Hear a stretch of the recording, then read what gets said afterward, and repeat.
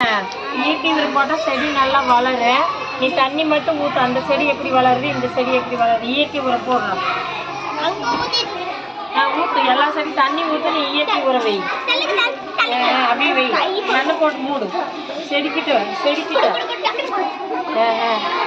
போதும். தண்ணி ஊற்றுற செடி நல்லா வருமா? இயற்கை உரம் போட்ட செடினா தண்ணி ஊற்றணும். இங்கே தண்ணி ஊற்றணும்.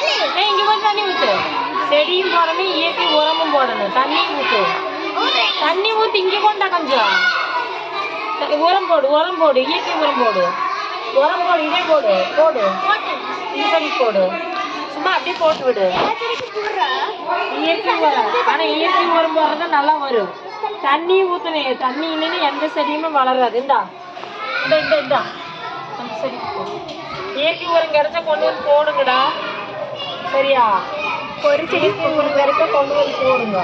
ஆனால் தண்ணி ஊற்றணும். Very good. இயற்கை உரம் போட்டாச்சு. கிளாப் பண்ணிக்கலாமா?